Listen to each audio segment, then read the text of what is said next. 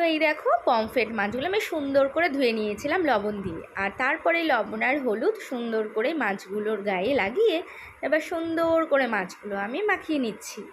আর pomfret মাছটা আজকে ভাবছি একটু আলু আর বেগুন দিয়ে পাতলা পাতলা করে ঝোল খাবো। কি বলো তো, সবসময় পমফ্রেট মাছের ঝাল বানাই, যেমন পেঁয়াজ, রসুন, আদা এগুলো দিয়ে একটু ঝাল ঝাল করে বানাই। আবার কোনো সময় মন চাইলে পোস্ত দিয়েও গা মাখা খাই। কিন্তু এত গরমে বিশ্বাস করো আর তেল মশলা কিছুই খেতে মন করছে না। মনে হচ্ছে আজকে একটু মাখড়া বেগুন দিয়ে আলু দিয়ে পাতলা করে একটু ঝোল খাই।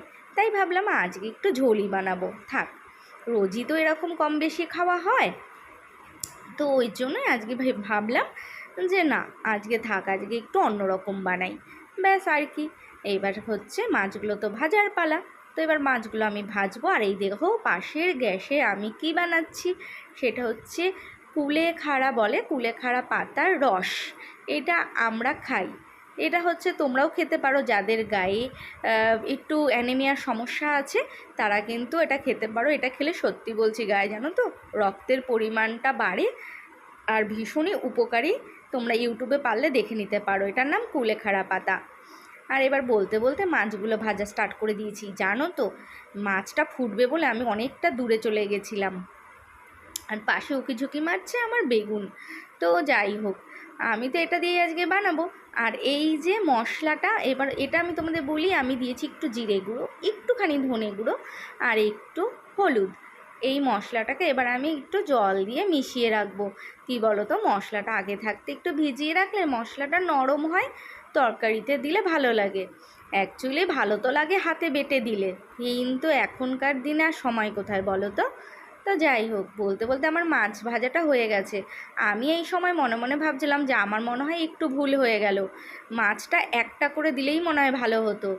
যাই হোক, এই সময় আমি ভাজতে ভাজতে ভাবলাম একটু কিছু খেয়ে নিই, কারণ সত্যি কথা বলতে খিদে পেয়ে গেছে। রোজই তো ওই ওটস তারপরে চিয়া সিডস এইসব খাই, আজকে ভাবলাম একটু অন্যরকম খাই, মুখটা চেঞ্জ করি। তাই একটুখানি বাজার থেকে কিনে নিয়ে এসেছিলাম কর্ন, আর ওটাকেই বয়েল করে একটু চাট মশলা আর লেবু মিশিয়ে একটু বাটার দিয়ে ফ্রাই করে নিয়েছি। আর এটাই এখন ভাবছি ব্রেকফাস্টে খেয়ে নেব, কারণ খুব খুব খুব খিদে পেয়েছে বিশ্বাস করো। আর এটা প্রথম আমি খেয়েছিলাম হলে, এত দাম নাই কি আর বলবো, তার থেকে বাজার থেকে কিনে খাওয়াই ভালো বাবা, অনেক সস্তা পড়ে। আচ্ছা যাই হোক, এবার আমার মাছ ভাজাগুলো কিন্তু প্রায় হওয়ার পথে, কিন্তু আমি কিন্তু এবার একটা একটা করে মাছ দিয়েছি, আর ভুল করিনি, কারণ মাছগুলো জানো তো একটু বড় ছিল, আর দুটো দুটো করে দিলে আমি দেখছিলাম যে ভেঙে যাওয়ার ভয় আছে। থাক বাবা, দরকার নেই, একটা একটা করে মাছ দিয়ে সুন্দর আস্তে আস্তে ভাজি, কারণ এত তাড়াহুড়ো করবো তারপরে মাছের ঝোলটা বাজে হয়ে যাবে খেতে, আর মাছগুলোও যাবে ভেঙে, কোনো দরকার নেই। তার চেয়ে আমি ধীরে সুস্থে সুন্দর করে একটা একটা করে মাছ ভেজে টাইম হাতে নিয়ে সুন্দর করে মাছের ঝোলটা বানাবো।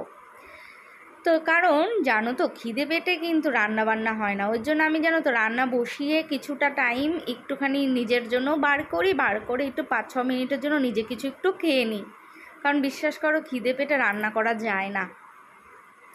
আর এদিকে দেখো বলতে বলতে আমার মাছগুলো প্রায় ভাজা ভাজা হয়ে এসছে, কিন্তু কি বলতো আমার মাছগুলো প্রত্যেকটা গোটা গোটা রয়েছে, একটা মাছও ভেঙে যায়নি, খুব সুন্দর ভাজা হয়েছে। যাই হোক, এবার আমি ফোড়নে দিচ্ছি জিরে আর কালো জিরে, দুটোই ফোড়নে দিলাম, কারণ এই মাছে দুটো ফোড়নই ভালো লাগে। এক তো কালো জিরেও ভালো লাগে আর জিরেও ভালো লাগে, তাই ভাবলাম ভালো লাগাটা ডবল হয়ে যাক। আর এদিকে মাখড়া বেগুনটা কি কচি, মাকড়া বেগুন আর চন্দ্রমুখী আলু এই দুটো দিয়ে আজকে করবো মাছের ঝোল। আর এইবার আমি দিয়ে দিচ্ছি আলুটা একটুখানি কষিয়ে তারপরেই আমি দিয়ে দেব বেগুন, ব্যাস তাহলেই হয়ে গেল। তো এইবার হচ্ছে আমার আলুটা ভাজার পালা। তো এবার আলুর মধ্যে একটু আমি লবণও অ্যাড করে দিয়েছি, এবার সুন্দর করে আলুটা আমি ভেজে নেব। আর এখন ইদানিং আলু কিনলেই দেখি আলুর ভেতরটা কেমন ফাঁপা ফাঁপা, কোনোটা নীল কোনোটা ভেতরে কালো, কি বলবো জানো তো, আলু কাটলেই শুধু আলু ফেলানি যায়, তাই না, খুব খারাপ লাগে আমার জানো তো। তো যাই হোক, এইবার হচ্ছে কষাতে কষাতে তো দিয়ে দিলাম বেগুন, আর বেগুনটা দিয়ে খুব একটা বেশি কষাবো না, আর একটু লবণও দিয়ে দিলাম। জানো তো মাকড়া বেগুন ভাজাও খেতে খুব ভালো লাগে, কাঁচা লঙ্কা আর ঘি দিয়ে গরম ভাতে দারুণ লাগে। আর এইদিকে দেখো একটুখানি আদা আর হচ্ছে 7-8টা কাঁচা লঙ্কা, এটাও আমি শিল নোড়ায় বেটে নিয়েছিলাম। আর এই যে মশলাটা আগে থাকতে ভিজিয়ে রেখেছিলাম, এই দুটো মশলাই এইবার হচ্ছে আমি কড়াতে দিয়ে দেব আর দিয়ে সুন্দর করে কষাবো। তো কষানোর সময় আমি গ্যাসটা একটু কমিয়ে নিয়েছিলাম, কারণ না হলে আবার যদি পুড়ে যায়, তাই এবার গ্যাসটা কমিয়ে এবার সুন্দর করে এবার আমি কষাবো পুরো তরকারিটা। তো এইবার হচ্ছে দিয়ে দেওয়ার পালা আমার জিরে, ধনে আর একটু হলুদ গুঁড়ো। তো সেটাও তো অ্যাড হয়ে গেল। এইবার আর কি, এবার শুধুই কষার পালা। তো বাটি ধুয়েও জল দিয়ে দিয়েছি, আর এবার সুন্দর করে কষিয়ে নেড়ে চেড়ে দিয়ে দেব জল, আর তাহলেই কিন্তু আমার আজকে মাছটা হয়ে যাবে। আর তোমরা এই মাছের তরকারিটা এরকম করে তোমরা খাও বলো তো, ঝাল ঝাল নাকি এরকম করেও তোমরা খাও?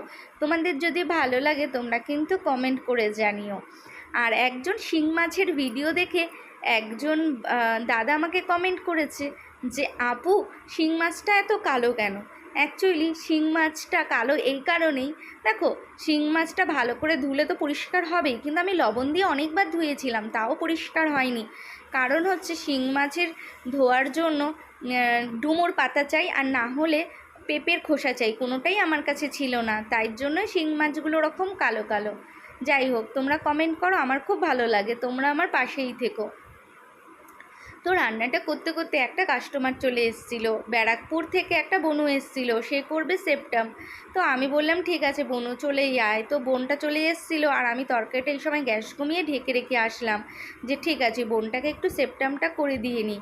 আর তোমরাও যারা সেপ্টাম করতে চাও নির্দ্বিধায় করতে পারো, বিশ্বাস করো আমি সেপ্টাম করার সময় পুরোটাই অবশ করে নিই, তাই সত্যি কথা বলতে ব্যথা লাগে না। আর হ্যাঁ দেখো, সেপ্টাম বলো আর ইঞ্জেকশন বলো, দুটো নিতেই কিন্তু আমরা ভীষণ ভয় পাই, তাই না বলো তো? কারণ সূচ মানেই একটা বিশাল ভয়ের ব্যাপার। তো যাই হোক, ভয় তো লাগেই, যতই অবশ করে নিই আর যাই করে নিই। এই সময় যখন ফোটাচ্ছিলাম তখন বিশ্বাস করো বোনটার কষ্ট দেখে আমার তো হাত ঘেমে যাচ্ছিল, আর আমি নিজেও ভয় পাচ্ছিলাম যে মানে কি বলবো, আমার নিজেরই খুব কষ্ট লাগে যখন আমি ফোটাই, কিন্তু তাও তো আমার এটা প্রফেশনাল, আমাকে করতেই হবে। আর বোনটা বলেছিল দিদি আমাকে তুমি উঁচু করে ফোটাবে, যতটা উঁচু সম্ভব, কারণ আমার যেন এটা হাইড হয়, কারণ সবাই হচ্ছে দেখে ফেলবে না হলে, আর আমি দেখাতে চাই না আপাতত, কারণ আপাতত যদি দেখাই আমার বাড়ির গার্জেনরা আমাকে বকাবকি করবে, তাই তুমি কিন্তু দিদি যাতে কোনো রকমেই দেখা না যায় তুমি সেটা খেয়াল রেখো। তাই আমি একদম ওপরে করে বোনটাকে ফুটিয়ে দিলাম, আর ফোটানোটা সাকসেসও হয়ে গেল সুন্দর মতন। আর যাই হোক, এইবার চলো দেখি আমার তরকারির কি হাল। এইদিকে হচ্ছে ধনেপাতা দিতে হবে, তো ঢেকে তো রেখে চলে এসেছিলাম, তাড়াতাড়ি করে হাতটা সুন্দর করে স্যানিটাইজ করে চলে আসলাম। আর আসার পর তরকারির মধ্যে দিয়ে দিলাম ধনেপাতা, ব্যাস এইবার তো দিয়ে দিতে হবে মাছ, আর তারপরেই হয়ে যাবে আমার মাছের তরকারি। তো এইবার হচ্ছে আমি সুন্দর করে মাছগুলোও দিয়ে দিলাম। আর জানি না কেন আমার সব সময় মাছ দিলেই মনে হয় ঝোলটা কমে গেছে কমে গেছে কমে গেছে, আর একটু কি ঝোল দিতে হয় কি না এটাও আইডিয়া করতে পারি না। এই সময় আমার একটু সত্যি ভুল হয় জানো তো। তো যাই হোক, কী আর করব, এবার আমি মাছগুলো সুন্দর করে সাজিয়ে সাজিয়ে দিলাম, আর এবার হাতা দিয়ে ঝোলগুলো তুলে তুলে মাছের গায়ে ভিজিয়ে দেব, যাতে প্রতিটা মাছের গায়ে ঝোলগুলো লাগে, আর ধনেপাতার সেন্টটাও যেন মাছের মধ্যে ঢুকে যায়। তো যাই হোক, শেখার তো কোনো শেষ নেই, এইটাও কিন্তু আমি কারোর না কারোর কাছ থেকে শিখেছিলাম। তো যাই হোক, এবার হচ্ছে ঢেকে দেবো, কারণ ধনেপাতার গন্ধটা পুরো তরকারিতে ঢুকবে, তবেই তো স্বাদ লাগবে। তো এবার হয়ে গেল আমার মাছের তরকারি, আর এইবার হচ্ছে আমি মাছের তরকারিটা কিন্তু নামাবো। আর বিশ্বাস করো এই সময় খুব সুন্দর একটা গন্ধ আসছিল, আর এরকম মাছের ঝোল হলে দুপুরবেলা গরম গরম ভাত দিয়ে খেতে খুব ভালো লাগে। আর আমার মাছের বেগুনগুলোও গোটা গোটা ছিল, গলে যায়নি। তো যাই হোক, তো এইবার তো আমার মাছের তরকারিটা নামিয়ে দিলাম, এবার তোমরাই বলো কেমন হয়েছে আজকে মাছের ঝোলটা। শুধু মাছের ঝোলেই সীমাবদ্ধ রাখিনি, একটু করেছিলাম মানকচু বাটা, মানে মানকচুটা সেদ্ধ করে একটু আমি দিয়েছিলাম সর্ষে লঙ্কা বাটা, একটু মিষ্টি আর কালো জিরে আর রসুন তেলে ফোড়ন দিয়ে আমি হচ্ছে কচুটা যে সেদ্ধ করে চটকে নিয়েছিলাম সেটা হচ্ছে দিয়ে দেব, আর দিয়ে কষিয়ে নামিয়ে দেব। আর এরকম করে কচু বাটা খেতে খুব ভালো লাগে। আমরা কিন্তু খুব কচু বাটা খাই, জানো তো, এইসব খেতে ভীষণ ভালোবাসি। তোমরা যদি এরকম কচু বাটা ভিডিও দেখতে চাও আমাকে কমেন্ট করো, আমিও কিন্তু তোমাদের এরকম ভিডিও করে করে ছাড়বো যাতে তোমাদের ভালো লাগে। তো আজকে কিন্তু এখানেই ভিডিওটা শেষ করব। তোমরা কে কেমন কোথা থেকে দেখছো আমার ভিডিও, আর আজকে ভিডিওটা তোমাদের কার কেমন লাগলো অবশ্যই কিন্তু জানিয়ে যাবে, কারণ তোমাদের কমেন্ট পড়তে আমার ভীষণ ভালো লাগে। আর আমি সবার কমেন্টে রিপ্লাই করি, কারণ আমার এই যে রান্নাটা, এই যে কষ্ট করে ভিডিও বানানো আর এডিট করা আর পোস্ট করা, বিশ্বাস করো যখন তোমরা কমেন্ট করো আমার সব কিছু মিলিয়ে সার্থক লেগে যায়। তো আজকে কিন্তু এখানেই শেষ করছি।